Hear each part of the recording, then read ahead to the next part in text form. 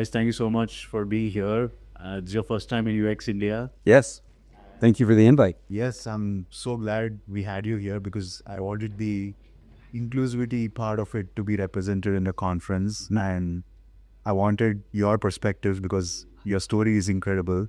And I told you when we first met about my favoritisms with Xbox and all of that. So, I mean, we'll get into all these things. But firstly, would you like to quickly maybe introduce yourself? Yeah, I'm Bryce Johnson. I work on inclusive design for Microsoft Windows and devices. So I work on our hardware, but I also work with Windows. And what's interesting to me is I'm here because our Windows accessibility team and the design team that works on that is in Hyderabad. So I come here twice a year, work with them. Microsoft has a big presence in Hyderabad since ages. So, yeah, it's good to be here. And would you like to maybe just share some insights from your talk? I mean, I caught your talk and it was super interesting. So yeah, what I talked about today was part of our inclusive design methodology, specifically around hardware. And I think, our world is so unique in that we have these software experiences that are becoming ever more personal. Yet the way that we as humans interact with those is staying fairly static. And when you take into account disability into that equation, there really becomes a huge kind of opportunity for us to create form factors that actually can fit people. The clamshell laptop is omnipresent, but it also unintentionally excludes people just from its own form factor. And so our work is to look at how do we try to include people through hardware. That's amazing. So I know that you have a very interesting lab. Could you already can you talk a little bit about how you built the lab, what kind of things that you do, set inside, think to how designing for products like these work? Yeah, so the lab started about 7 years ago. It started as toolboxes under my desk that I would bring out and I would show basically my colleagues in Xbox these alternative controllers for people with disabilities. And that was how it kind of started. We would grow into what I think was a traditional empathy lab, where so I would bring people in to show them these experiences and to sort of demonstrate, have them sort of confront their own biases, their own experiences. But since then, we've evolved the lab to basically be the place on the campus where we bring in people with disabilities. It's very easy for us at Microsoft to get in our own heads. And so we have to be intentional about including people with disabilities in our practice. And so the lab's been open 7 years. We've hosted over 25,000 people, but the main focus is to bring people in with disabilities. So, we love showing people our work, and people can come and request a tour in person or remotely. But the main reason why we have it is to engage with the disability community. That's amazing. So I want to talk a little bit about how this journey started, right? Like inclusivity and designing to disability, about that. So you must have advocated a lot for it, right? Only then you must have got this to a stage where you're creating so much impact. Can you talk about how that happened? What was the... Yeah, my origin story in this space is it's different. Most people expect me to have like a friend or a family member that was disabled, and that changed my point of view. I think I've always just thought accessibility made sense, right? Like, why wouldn't we want the things that we make to be used by the most amount of people? Now, where this kind of took a turn was in about more than 20 years ago now. I designed the first digital library for the Canadian National Institute for the Blind. And my customers were blind. And so what becomes really interesting is there's a designer named Mike Montanaro, and he says that, and this I believe is true, people don't exist on the margins. People exist, right? We as designers set the middle point, and then people flow out from that. So what's really interesting for that in my career, I made a website for the blind. I marginalized the sighted, right? Through that design choice. So when we think about design choices and we think about who we want to include and who we want to exclude, who we decide to include can sometimes determine who we unintentionally exclude. It's an amazing insight, actually. So is that how you got interested and then you started working with Microsoft? Yeah, that original role was I was at a Microsoft partner at that time. Okay. And then I eventually joined Microsoft and you know, developed the kind of practice. I will say in Xbox, you know, we started to look at this in particular. Xbox never had a gaming accessibility practice. Gaming is not, you know, back when we started this in Xbox, it wasn't a priority to have an accessibility practice. We were all doing it as our side gigs, right? And I think, you know, when students ask me how I got my job, sometimes I'm a little bit apprehensive to tell them, right? Which is that, oh, well, I totally did this on the side. Like, you know, until I had enough material and I had enough sort of success to do it full time. Like, you know, I made up my job while I was doing another job. Right. That's a very inspiring story because you took that initiative and you actually showed a lot of value in this, and you, like you said, right, they don't exist in margins. You are designing for somebody that matters as their person at the end of the day, and everybody needs to be represented, right? So Yeah. an Xbox is something that's super popular and very widely used, and I really love it. So do you want to talk about how that started? How did you sort of go about building it to the recent version that got launched, I think, a couple of years ago?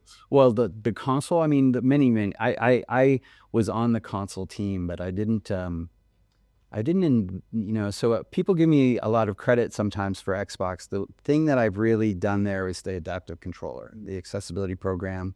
I mean, and bringing accessibility to the console. So for many years, I was a staff designer on the Xbox team, making payment pages and stuff like that, right? You know, and it wasn't until we decided as a team to kind of jump in and look at accessibility, and I was encouraged by my design lead at the time to look at it. But we did, again, like we had to basically do this on top of our jobs.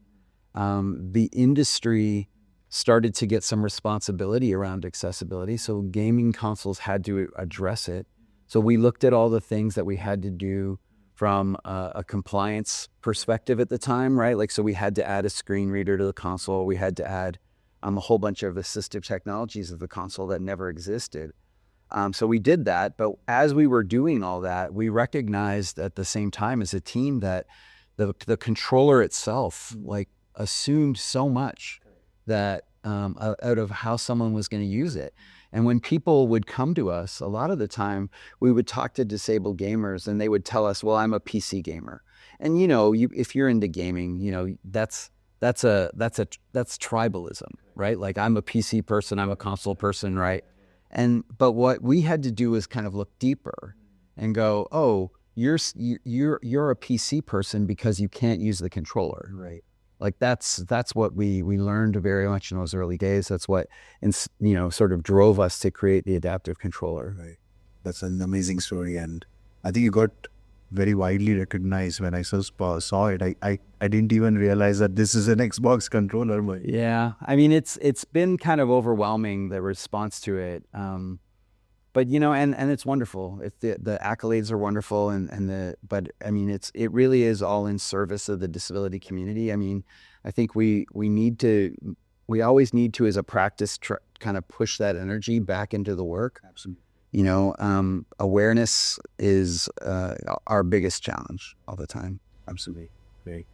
So could you also share a little bit about what you're working on next, or what you're building right now? Yeah, I mean, we're always looking at both hardware and software, but I think, like, how do we think of new types of assistive technologies in Windows, how people interact with computers. I mean, obviously, you know, AI is changing absolutely everything about, you know, everything that we kind of do. I think what becomes really interesting, and, you know, I appreciated this from your talk too, you know, when you were saying things like, well, I'm not going to show UI because UI could change. I think that's a really fascinating aspect of how AI can change our whole world and our whole view, which is, you know, if the barrier to interaction for someone with disabilities is a UI, Right. and AI can change that UI, then all of a sudden everything can be personalized for everyone, right? And so that becomes incredibly powerful to think about what that even means. It becomes challenging as a designer. Your vision is not yours anymore. It's shared. I think this is a very interesting perspective on how AI can be used for inclusivity. I think this is amazing. I mean, the example that I always like to give here, right, and because it's one that comes up really easily, like it's not necessarily a disability example, it's a localization example, right? Like dialects of Hindi from state to state, like, and all of that could just be smoothed out automatically, right? There's also something I would want to touch upon a little bit is that not a lot of companies, I mean, Microsoft has been leading it and has set an example, but a lot of companies don't focus enough on inclusivity or designing for inclusivity. So what is a good way to get a practice like this going in a small company that, small or big company, right? What is a good way to start a practice like this? I mean, I think you should just recognize something you can fix and go fix it. And I think we do have this principle in our inclusive design methodology, which is solve for one, extend to many. This idea that when you design for the disabled, you make your products better for everyone. But you can lean in on that a little bit more. Like someone asked me to explain that today after the conference, and I was like, okay, so you're on a bus and you've got your mobile phone and your bus is bouncing and you can't hit the target on your phone, right? So how do you're in a situation where that UI is really hard for you.